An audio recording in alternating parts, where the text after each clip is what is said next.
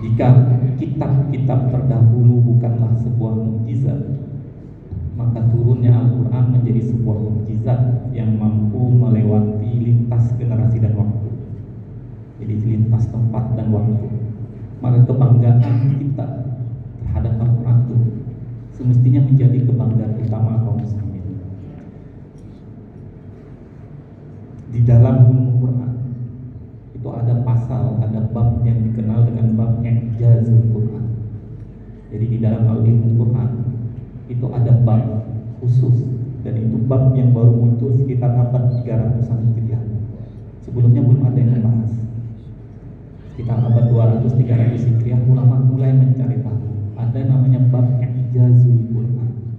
I'jazul Quran itu bab yang khusus mempelajari betapa dahsyat dan mukjizatnya Al-Quran.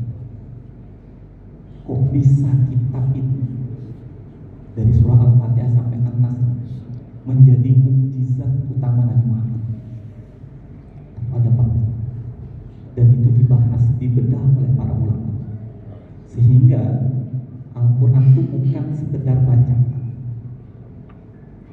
tapi betul-betul kebanggaan kita, betul-betul kebanggaan kita.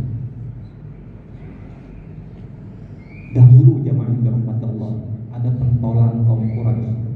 Beliau bernama Al-Walid ibnu Mughirah. Al-Walid ibnu Mughirah ini bapaknya Khalid bin Walid. Kalau Khalid bin Walid itu panglimanya kaum muslimin yang dikatakan tidak pernah kalah dalam perang.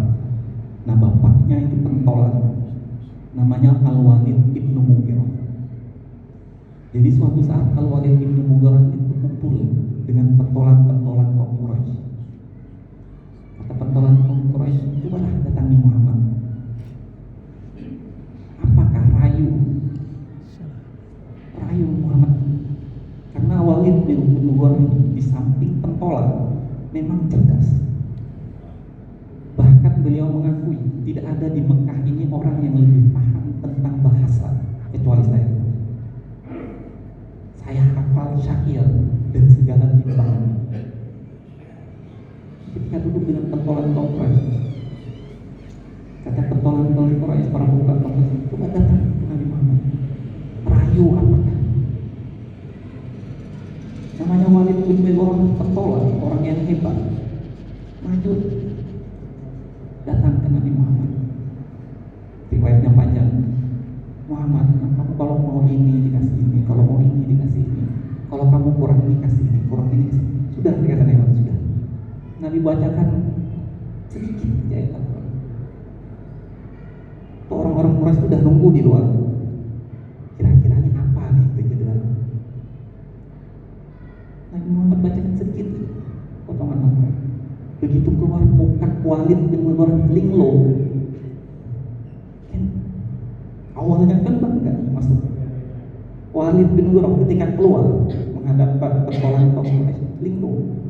Ditanya oleh pentolan, apa yang kamu dengarkan? Apa jawaban Walid bin Mughirah?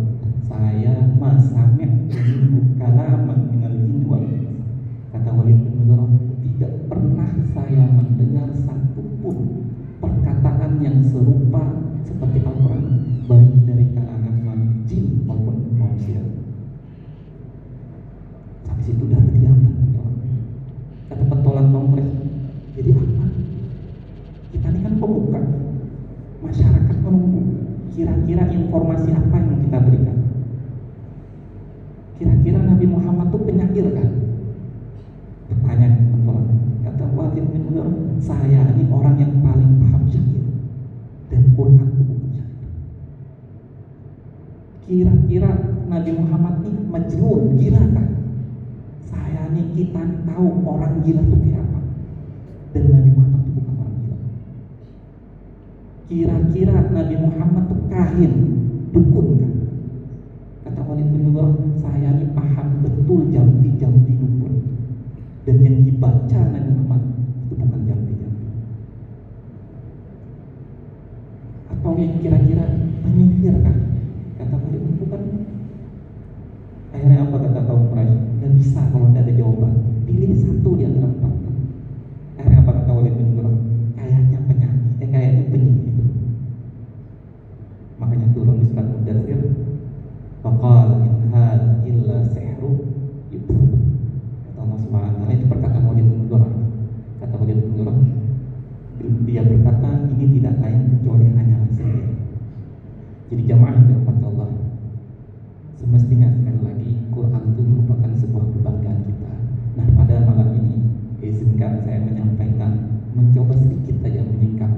bagaimana kemukjizatan Al-Quran ini. Salah satu bab mukjizat Quran, bahkan dikatakan oleh para ulama, itu adalah titik paling utama dari mukjizat Al-Quran, yaitu dikenal dengan i'jaz bayan. Quran itu punya kemukjizatan sastra. Kemukjizatan sastra. Bahkan berapa kali turun di dalam Quran, ditantang mendatangkan ayat yang serupa, ditantang 10 ayat, ditantang Quran. Karena memang Quran itu punya mukjizat sastra. Makanya seperti Walid bin Mughirah tadi, ketika mendengar Al-Quran, bukan.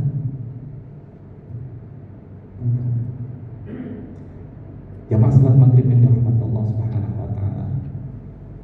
Sekarang kita coba melihat sejauh apa i'jaz bayani ini mempengaruhi ayat. Mungkin bagi kita di kalangan orang awam membaca terjemah itu cukup. Tapi jamaah yang dirahmati Allah, Quran itu jauh lebih luas dari itu. Jauh. Kadang terjemah itu mempersempit i'jaz Quran, tapi terjemah itu membantu memahami Al-Quran. Hanya saja makna Al-Quran jauh berbeda. Di malam hari ini kita akan membedah satu ayat saja, yang ayat ini sering kita baca. Ya, tentunya kita baca di dalam sholat kita. Allah Subhanahu wa taala berfirman, ambil satu petik ayat di surat Al-Fatihah ayat kelima. Nanti kita coba bedah i'jaz bayani di dalam ayat ini. Satu ayat itu ulama bisa jelaskan berlembar-lembar. Satu ayat ulama bisa jelaskan berlembar-lembar. Allah Subhanahu wa taala berfirman, a'udzubillahi minasyaitonir rajim. Bismillahirrahmanirrahim. Iyyaka na'budu wa iyyaka nasta'in. Hanya kepadamu-lah kami menyembah dan hanya kepadamu-lah kami meminta pertolongan. Kira-kira begitu. Iyyaka na'budu wa iyyaka nasta'in. Hanya kepadamu-lah kami menyembah dan hanya kepadamu-lah kami meminta pertolongan. Yang pertama, sisi bahasanya dulu. Ada dua hal yang Allah singgung di dalam ayat. Satu, al-ibadah, penyembahan, penghambaan kepada Allah, ibadah kepada Allah. Yang kedua, al-isti'anah, meminta pertolongan kepada Allah. Ibadah dalam bahasa Arab, asal pokok katanya itu bermakna at-tadzallul wal khudu, merendahkan diri dan menghinakan diri. Jadi ibadah asal katanya, sebelum kita bahas istilah, asal katanya dalam bahasa Arab itu adalah merendahkan diri dan menghinakan diri. Maka kalau kita tarik jawab, semua ibadah yang kita lakukan, kalau sudah menimbulkan sedikit saja kebanggaan, berarti ada yang kurang. Ibadah semestinya menjadikan kita hamba yang menghinakan dan merendahkan diri kita di hadapan Allah. Itu ibadah. Kalau jamaah yang dirahmati Allah tahu, lawan ibadah itu bukan syirik, bukan. Lawannya ibadah itu bukan syirik. Lawannya ibadah itu al-kibru, kesombongan. Jadi lawannya ibadah itu bukan syirik. Kalau tauhid, mengesahkan Allah, itu lawannya kesyirikan. Tapi kalau ibadah, itu lawannya kesombongan. Iblis, laknatullah alaihi, itu kan dilaknat bukan karena kesyirikan. Iblis, laknatullah alaihi, diusir dari surga bukan karena kesyirikan. Iblis menjadi makhluk yang terlaknat dan diusir dari surga itu karena sifat kesombongan.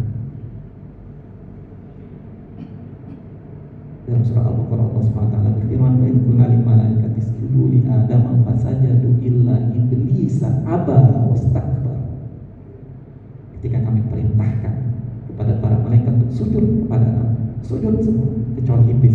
Aba wastakbar, enggan dan memiliki sifat kesombongan. Jadi lawan dari ibadah itu adalah kesombongan.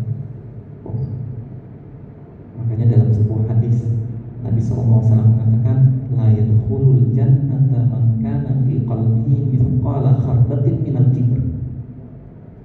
Tidak akan masuk surga, kata Nabi SAW, seseorang yang di dalam hatinya ada sebiji benih kesombongan. Kesombongan bisa menahan dari surga karena kesombongan lawan dari ibadah. Tidak akan sempurna, tidak akan menjadi seorang itu hamba Allah sampai dia menundukkan kesombongan. Jadi kalau jamaah yang dirahmati Allah, gemar sholat, rajin sholat, tiba-tiba muncul memandang rendah saudara, berarti ada yang salah dalam pengabaran. Karena definisi daripada sombongan kan, kata Nabi SAW, batarul haq wa ghamdun nas, kesombongan itu menolak kebenaran dan merendahkan manusia. Itu ibadah. Kemudian isti'anah. Jadi dua kata ini kalau di dalam hadis riwayat Imam Muslim.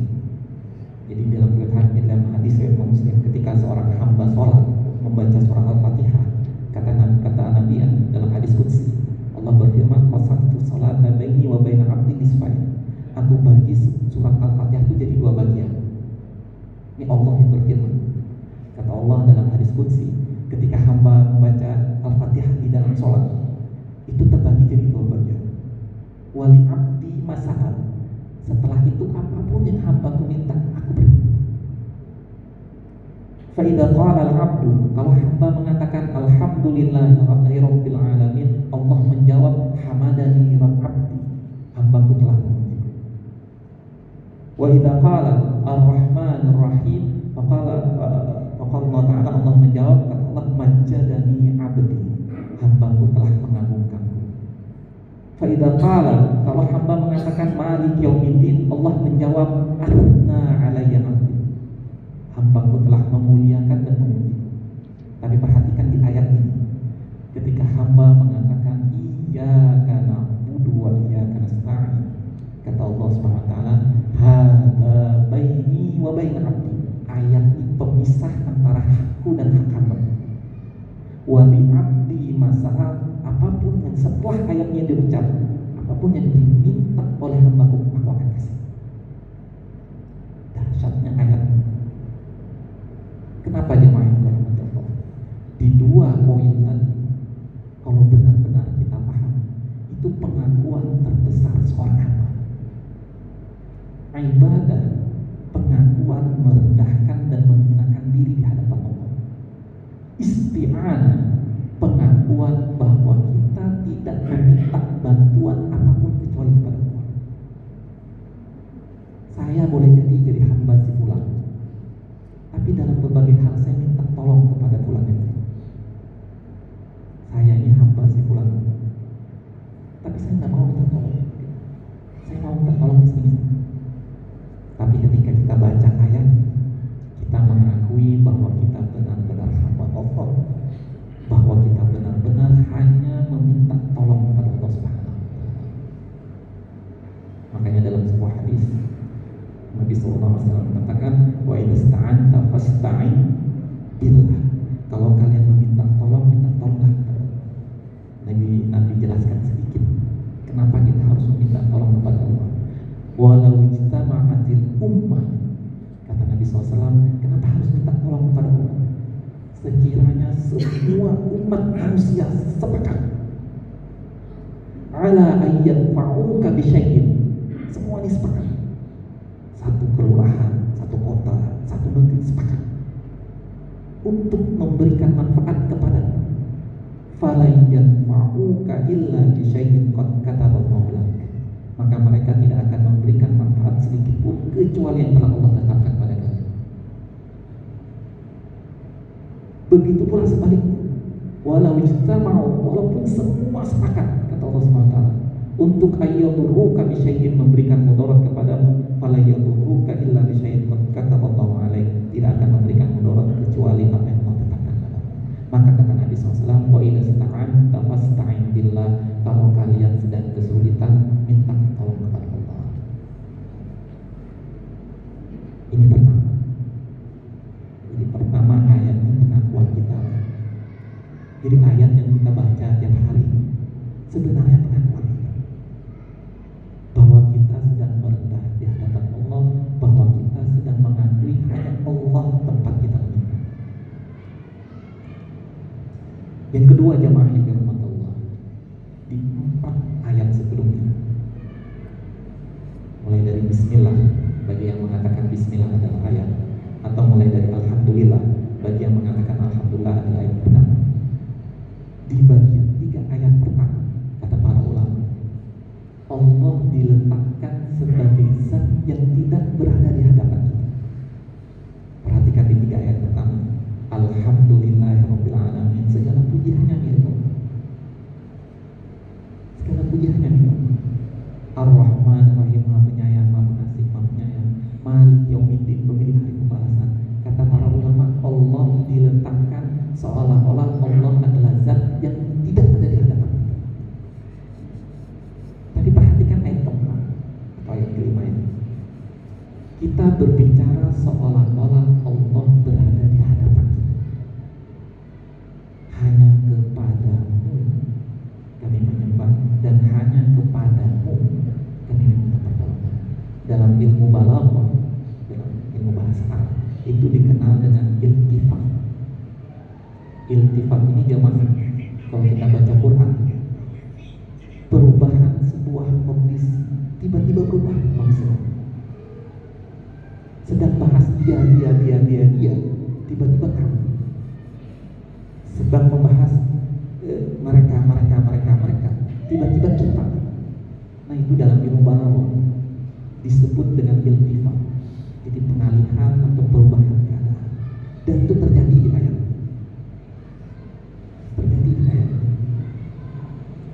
Kalau di kitab tafsir, para ulama itu coba bedah kira-kira apa hikmahnya Allah merubah keadaan. Sebagian ulama menjelaskan ibadah terbaik adalah ibadah yang mampu menghadirkan Allah di dalam. Jadi kalau kita sedang beribadah, ibadah terbaik adalah ibadah seolah-olah Allah ada di hadapan kita. Tapi pujian terbaik itu adalah pujian seolah-olah kita memuji sesuatu yang tidak ada di hadapan kita. Dalam adat Arab, pujian terbaik itu bukan dilontarkan di hadapan orangnya. Pujian terbaik itu dilontarkan ke orang lain untuk memuji orang yang ada di hadapan. Nah, itu benar. Dan memang seperti itu. Kalau kita memuji orang di depan orang, yang pasti ada maunya. Masih kurangnya bagus nih. Baik betul kamu nih. Pujian kita di hadapan orang ada maunya. Tapi bila kita memuji orangnya nggak ada, itu pasti ketulusan memang kita memuji orang. Dan berlaku di surah Al-Fatihah. Tapi perkara ibadah tidak seperti itu. Sebaik-baik ibadah yang mampu menghadirkan Allah dalam proses. Makanya dalam sebuah hadis, ketika dialog Nabi dengan Jibril alaihissalam, tingkatan terakhir kan ihsan. Apa kata Nabi SAW? Anta'budallaha ka'annaka tarahu fa illam takun tarahu fa innahu yarak. Kata Nabi SAW, ihsan itu kalian takut penghambaan kepada Allah. Ka'annaka tarahu, seolah-olah engkau melihat Allah. Fa illam takun tarahu, kalau kalian tidak mampu melihat Allah, fa innahu yarak, maka Allah mampu melihat kalian. Nah, itu ibadah. Jadi kenapa tiba-tiba bergeser? Awalnya dia jadi kamu di ayat 4 dan 5. Karena ibadah terbaik adalah ibadah yang menghadirkan Allah Begitu pula isti'anah, meminta pertolongan. Meminta pertolongan itu begitu. Sebaik-baik doa adalah doa hamba yang langsung ditujukan kepada Allah dengan segala kemaksiatan dan kehinaan. Dengan segala kemaksiatan, Allah itu udah paling senang. Jangan kalau ada orang bermaksiat itu tersungkur berdoa, udah paling senang. Allah itu paling senang. Jadi kalau kita bergelimang dosa, ada kesalahan, tidak usah takut, minta ampun. Allah tuh paling senang ketika hamba yang terlalaikan tiba-tiba tersungkur meminta pertolongan kepada Allah. Ini yang kedua. Jadi yang kedua ada yang namanya iltifat. Kemudian yang ketiga, jemaah yang dirahmati Allah, di dalam ayat ini susunan kalimat kata para ulama ada sedikit sesuatu yang spesial khusus. Dalam bahasa Arab semestinya objek itu diletakkan di akhir. Saya pukul kamu, kamunya itu di akhir. Saya pukul kamu, saya makan buah, buahnya terakhir. Objek kalau dalam bahasa Indonesia disebut objek, kalau dalam bahasa Arab itu dikenal dengan maf'ul bih. Objek itu biasanya diletakkan di akhir, tapi di ayat ini kasusnya objeknya diletakkan di awal. Iya, objek maf'ul. Kepadamu ya Allah kami menyembah. Wa iyyaka nasta'in, kepadamu ya Allah kami meminta pertolongan. Jadi dalam tafsir ada kaidah at-taqdim fi haqqut ta'khir takhsis. Di dalam tafsir ada sebuah kaidah, jika dalam sebuah kalimat ada sesuatu yang didahulukan padahal semestinya itu ada di belakang, litakhsis, maka tujuannya adalah untuk bermakna kekhususan. Maka saat kita ucapkan iyyaka na'budu, kita sedang mengakui hanya kepada Allah kami menyembah. Ada kalimat tauhid, iyyaka na'budu, hanya kepada Allah kami menyembah. Wa iyyaka nasta'in, hanya kepada Allah ya Allah kami meminta pertolongan. Nah ini senada dengan ucapan kita, zikir kita biasanya la haula wala quwwata illa billah. Tidak ada penghalang, tidak ada kekuatan kecuali Allah Subhanahu wa taala. Jamaah salat maghrib yang dirahmati Allah Subhanahu wa taala. Menariknya jamaah yang dirahmati Allah, ini yang keempat. Menariknya yang keempat ini, Allah menyandingkan dua di dalam ayat. Jadi Allah menyandingkan dua perkara ini di dalam ayat tersebut, yaitu perkara ibadah, yang kedua adalah perkara isti'anah atau meminta pertolongan. Dalam tafsir itu ada disebut dengan ilmu munasabah, membahas tentang hubungan korelasi antara satu ayat, kata dan yang lainnya. Bahkan di dalam tafsir itu ada pembahasan khusus, kenapa Allah pilih diksi ini, kenapa Allah letakkan ini. Dan jadi pertanyaan besar di kalangan para ulama, kenapa Allah pilih dua ini dan Allah letakkan ibadah lebih awal daripada meminta pertolongan. Sebenarnya bisa aja Allah berfirman iyyaka nasta'in wa iyyaka na'budu, hanya kepadamu kami minta pertolongan, hanya kepadamu kami menyembah. Tapi di ayat Allah pilih diksi dua, ibadah dan minta tolong, kemudian Allah letakkan ibadah lebih dahulu daripada minta tolong. Allah letakkan ibadah lebih dahulu daripada meminta pertolongan. Jamaah salat maghrib yang dirahmati Allah Subhanahu wa taala, sebagian ulama menjelaskan ibadah itu wasilah, sedangkan isti'anahnya itu adalah ghayah, tujuan. Kalau seorang hamba ingin pertolongannya diterima, maka yang pertama kali ia mesti perbaiki adalah ibadah. Jadi kenapa ibadah diletakkan isti'anah, meminta pertolongan diletakkan di akhir. Kalau kita ingin doa kita dikabulkan, yang mesti kita perbaiki pertama adalah ibadah. Ibadahnya. Kalau ibadahnya rusak, mana Allah bisa kabulkan? Kayak apa Allah bisa kabulkan seorang hamba minta tapi tidak mau menyembah Allah?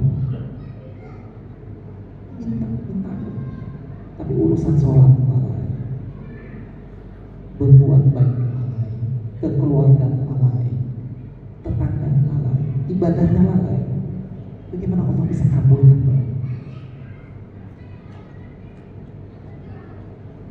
Dalam sebuah hadis sahih, Nabi Sallallahu Alaihi Wasallam pernah menjelaskan, kata Nabi Sallallahu Alaihi Wasallam, ada seorang laki-laki rajul asy'aru akbar.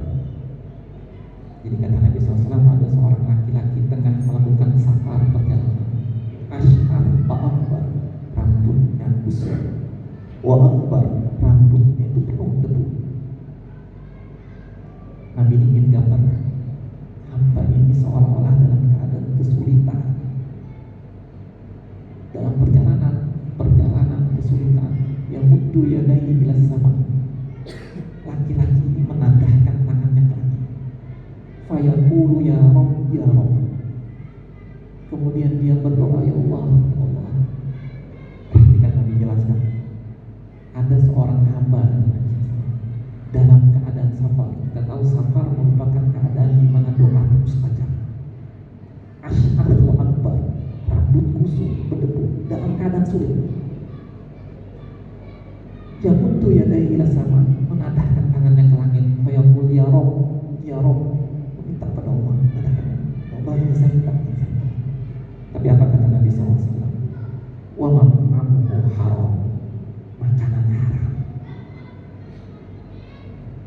Wa mashrabuhu haram, minuman haram.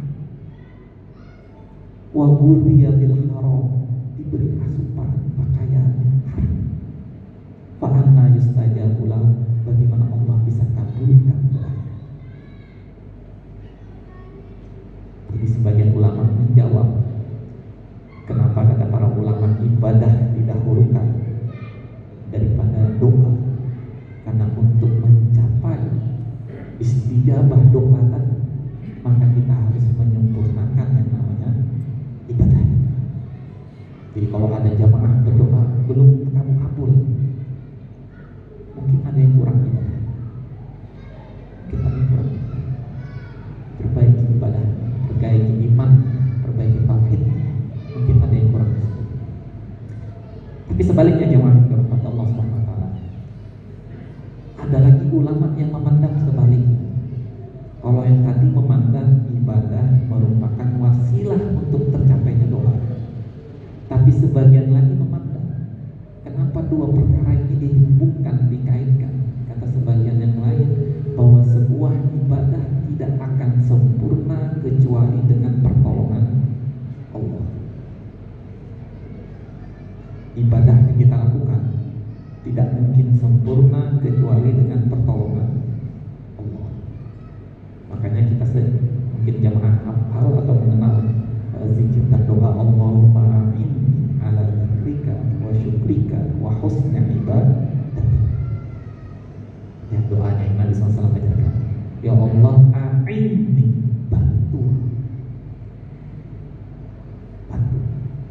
ala dzikrika, untuk berzikir mengingat, wa syukrika, bersyukur kepada, wa husni ibadatik, untuk mencapai yang terbaik dari ibadah. Yang terbaik dari ibadah. Maka ibadah memerlukan pertolongan Allah. Ibadah dengan pertolongan Allah. Gak usah jauh-jauh. Puluhan masyarakat kaum muslim yang bisa hadir sholat, yang bisa hadir majelis ilmu, yang bisa hadir melakukan ibadah terbatas. Padahal kalau sudah dirancang, oh saya bisa hadir di malam ini, saya bisa ini. Kalau udah Allah membantu, semua ibadah yang mampu kita lakukan hingga saat ini semua karena pertolongan Allah Subhanahu wa Ta'ala. Jadi saya ulangi kembali yang keempat tadi, hubungan antara ibadah dan meminta pertolongan. Pertama, ibadah wasilah untuk tercapainya doa atau diistijabahnya doa. Kalau ingin doa kita diistijabah, maka kita mesti yang pertama priority adalah ibadah. Kemudian yang kedua, kata para ulama bahwa ibadah tidak akan sempurna dan dilaksanakan kecuali dengan pertolongan Allah. Maka doa ini yang Allahumma ini memang doa yang Nabi SAW ajarkan.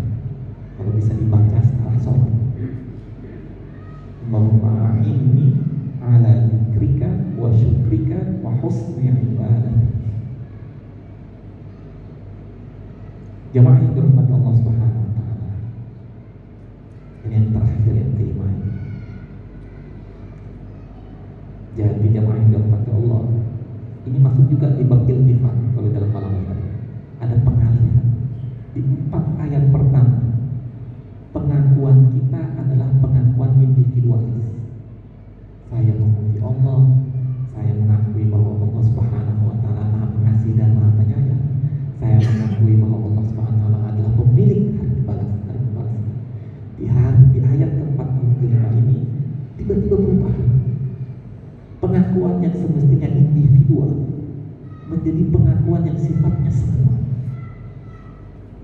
Iya karena ya Allah, hanya kepadamu kami menyembah. Perhatikan 3-4 ayat pertama, saya. Ayat ini kita mengakui kami ya Allah, hanya kepadamu kami ya Allah kami minta pertolongan. Ada rahasia apa dalam perubahan keadaan? Jemaah salat maghrib yang dirahmati Allah, dalam ajaran Islam sebuah ibadah akan bernilai lebih dan dituntut untuk dilakukan bersama. Jangan ada ibadah individualis. Ada, tapi ibadah-ibadah pokok dituntut untuk dikerjakan bersama. Sholat bersama, zakat bersama, puasa bersama, haji bersama. Ibadah-ibadah pokok dituntut untuk melakukan bersama. Memang jamaah yang dirahmati Allah, ada fadilah keutamaan tertentu kalau kita melakukan sebuah kebaikan bersama-sama. Dalam riwayat Imam Ahmad, dalam hadis Nabi Sallallahu Alaihi Wasallam itu diceritakan ada momennya di hari kiamat. Misalnya kita gini jemaah yang dirahmati Allah, mungkin bapak kenal dengan bapak kenal ikut hadir majelis ini. Jangan diremehkan waktu-waktu keadaan ini.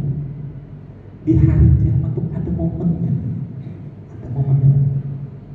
Di dalam hadis beliau ada momennya di mana kata Nabi Sallallahu Alaihi Wasallam ada hamba Allah yang sudah lewat, sudah dipersilahkan masuk surga. Tiba-tiba bertanya kepada Allah, ya Rabb, aina fulan? Tak mau masuk persimpangan masuk surga. Tiba-tiba bertanya, ya Allah, kawan saya tadi itu mana? Kawan saya tadi mana? Nusol, dulu waktu di dunia kami sholatnya bersama. Wa nasum, dulu kami di dunia kami puasanya bersama. Mana kawan saya? Kata Allah Subhanahu wa Ta'ala, kawan kamu tadi itu berada di neraka. Apa kata hamba? Tapi Allah, di dunia kami bersama. Di akhir hadis kata Nabi Sallallahu Alaihi Wasallam, Allah berfirman kepada hamba ini, tarik saudara yang kamu kenal tersebut untuk masuk surga bersama. Kekuatan jamaah dalam sebuah kebaikan. Jadi jangan diremehkan, kalau kita duduk-duduk di akhirat tadi, Ya Allah, dulu saya di malam ini pernah duduk di majelis ini. Saya pernah sholat di majelis. Maka kalau bisa jemaah yang dirahmati Allah, memang ada ibadah-ibadah yang dituntut untuk sendiri, terutama sunnah, sholat sunnah. Tapi kalau bisa, jika ada ibadah-ibadah yang mampu dilakukan bersama, lakukan bersama. Kegiatan-kegiatan sosial yang bernilai ibadah, lakukan bersama. Nanti di hari kiamat ada momennya kita saling bantu satu sama lain. Itu ada momennya. Walaupun di momen lain kita nggak bisa bantu, karena hari kiamat itu kan ada momen-momen. Ada momennya kita nggak bisa bantu satu sama lain, tapi ada momennya kita bisa tarik satu. Nah, itu ibadah. Sekarang isti'anah ini dikutip oleh Imam Fakhruddin Ar-Razi. Imam Ar-Razi dalam tafsir beliau Mafatihul Ghaib, beliau memberikan beberapa hikmah kenapa dalam meminta pertolongan Allah di sini menggunakan lafaz kami. Hanya kepada kami meminta tolong. Di 3 ayat berikutnya saya. Di ayat terakhir kami meminta Allah. Bahkan di ayat setelahnya bentuk doanya ihdinas siratal mustaqim. Ya Allah, tunjukkan kepada kami. Jadi Imam Fakhruddin menyingkat salah satu hikmah. Kata Imam Fakhruddin Razi dalam tafsir beliau tersebut, doa-doa yang Allah dan Rasulnya ajarkan kepada umat kaum muslimin, hampir mayoritas itu berlafaz kami. Walaupun ada sebagian yang berlafaz saya, tapi rata-rata yang diajarkan adalah kami. Rabbana atina fid dunya hasanah. Ya Allah, ya Tuhan kami, berikan kepada kami kebaikan dunia dan akhirat. Rabbana zalamna anfusana. Ya Allah, kami sendiri. Rabbana la tuzigh. Kami. Kalau jamaah perhatikan hikmahnya apa? Jadi menariknya Imam Ar-Razi menyebutkan seperti ini, jamaah. Doa yang diucapkan oleh seseorang yang tertuju pada dirinya sendiri. Ya Allah, ini secontoh. Ya Allah, berikan kemudahan dalam segala urusanku. Doa yang sifatnya tertuju pada dirinya sendiri. Kemudian si hamba ini terhalang karena dosanya.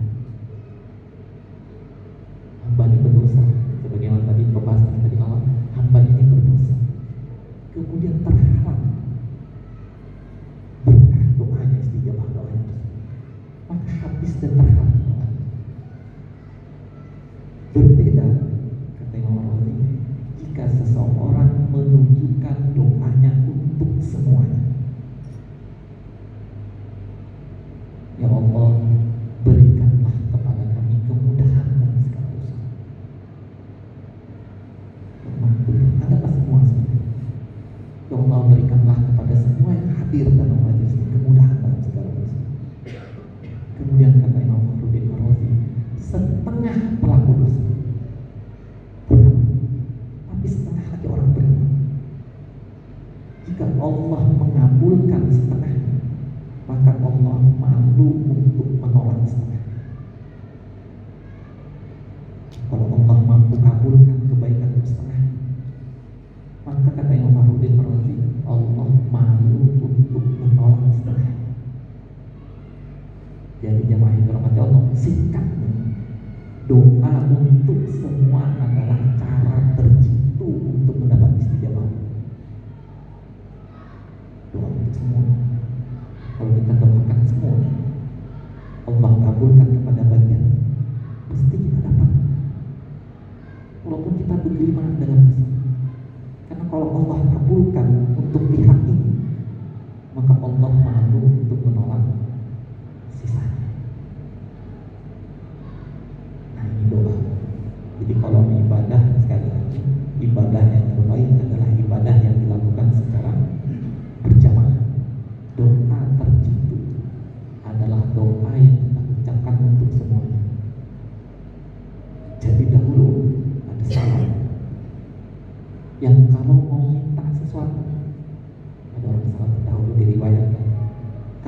meminta sesuatu, dia bukan meminta seperti ini. Misalnya dia ingin dimudahkan urusan, dia bukan berdoa, ya Allah mudahkan urusan saya.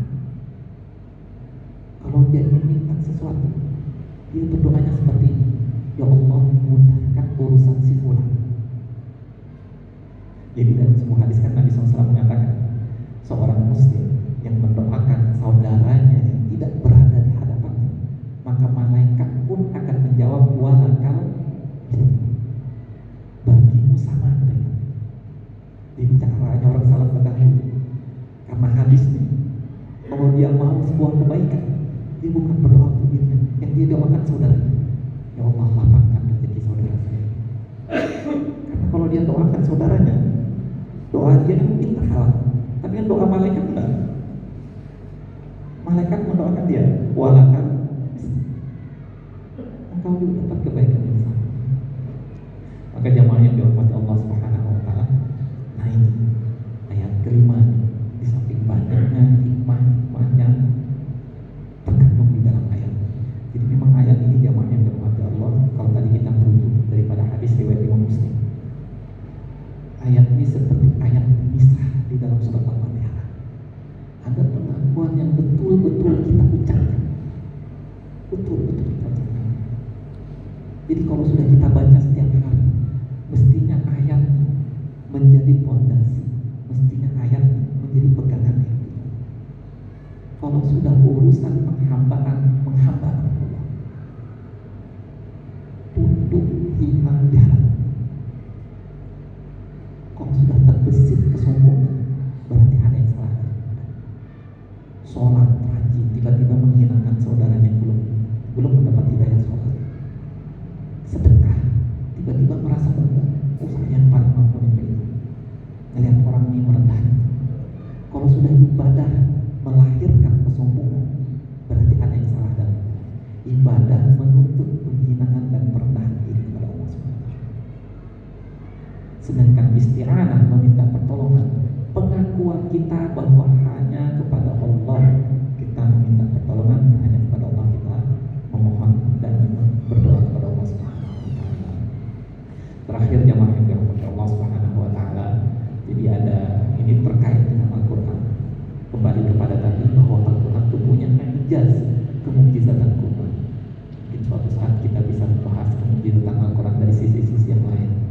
Jadi Imam As-Suyuti rahimahullah itu punya kitab yang namanya Asrar Tartibus Suwar. Imam Suyuti ini ulama terkemuka yang disebut sebagai pencetus ilmu Quran.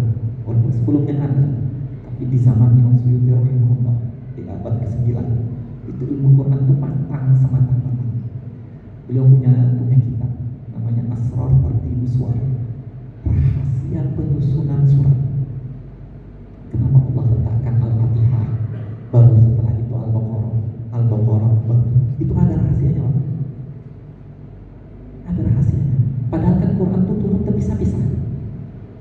Ayatnya duluan turun, ayatnya duluan turun. Kata Nabi SAW, ayat di surat kada, letakkan ayatnya surat. Tiba-tiba jadi susunannya kayak gitu. Nah, yang sulit mengarang ada kitab namanya Asrar Tartibus Suwar. Jadi rahasia penyusunan Quran. Kata Imam Suyuti rahimahullah, apa hikmah didahulukannya surat Al-Fatihah dari surat Al-Baqarah? Apa hikmah didahulukannya surat Al-Fatihah daripada surat Al-Baqarah? Surah Al-Fatihah, kata Imam Suyuti, ditutup dengan permohonan petunjuk. Ihdina siratal mustaqim. Ya Allah, tunjukkan kepada kami petunjuk.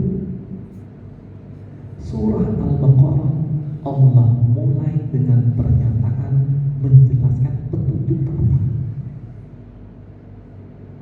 Kalau jemaah baca di ayat kedua surah Al-Baqarah, dzalikal kitabul la raiba fihi hudan lil muttaqin. Hudan lil muttaqin. Ini kitab kata Allah tidak ada keraguan dan petunjuk bagi orang-orang beriman. Sederhananya Bapak yang dirahmati Allah, kedekatan kita dengan Shiratal Mustaqim itu sebanding lurus dengan kedekatan kita dengan Al-Quran. Yang kita minta dalam sholat sholat kita 5 kali dalam sehari, 17 rakaat. Yang kita minta petunjuknya itu Al-Quran. Al-Quran. Gak usah jauh-jauhnya. Ihdina yang kita minta ulang. Allah jelaskan hudan lil muttaqin, Al-Quran. Maka semestinya jamaah yang dirahmati Allah, ada kebanggaan bagi kita. Allah Subhanahu wa taala menjadikan Al-Quran sebagai petunjuk, Allah jadikan Al-Quran sebagai mukjizat umat Nabi Muhammad. Maka jangan batasi ilmu kita dalam mendalami Al-Quran. Kalau ada kajian majlis Quran hadir. Kalau sudah berkaitan dengan Quran hadir. Kalau kata para ulama, syarafal ulum bisyarafil ma'lum. Kemuliaan sebuah ilmu itu mengikuti kemuliaan isinya. Maka kata para ulama, afdhalul ulum, ilmu yang paling mulia itu ilmu Quran. Ilmu paling mulia ilmu Quran. Yang kita bahas itu kalau Allah. Ini kita bahas kalau ini kita 30 menit dulu. Kita 30 menit, 40 menit dulu. Nilainya itu tak ada batasan. Tidak ada batasan. Ilmu yang kita serap. Saya pribadi ambil jurusan tafsir. Kadang di kelas ada pembahasan yang menurut saya pribadi ini kalau nggak dibaca sampai mati nggak tahu. Ini kalau nggak didengar dari para masyayikh mungkin saya sampai mati nggak tahu bahwa Allah itu menyelipkan ini di ayat. Allah menyelipkan itu di ayat dan itu nikmat. Bagi jamaah yang dirahmati Allah SWT, baca Al-Quran, pelajari Al-Quran. Karena sekali lagi tujuan akhir Al-Quran bukan hanya dibaca, dihafal, tapi tujuan akhir Al-Quran adalah diamalkan dan jadi pedoman hidup kita. Mungkin hanya ini yang bisa disampaikan. Kalau ada pertanyaan atau yang lainnya bisa disampaikan. Belum saya.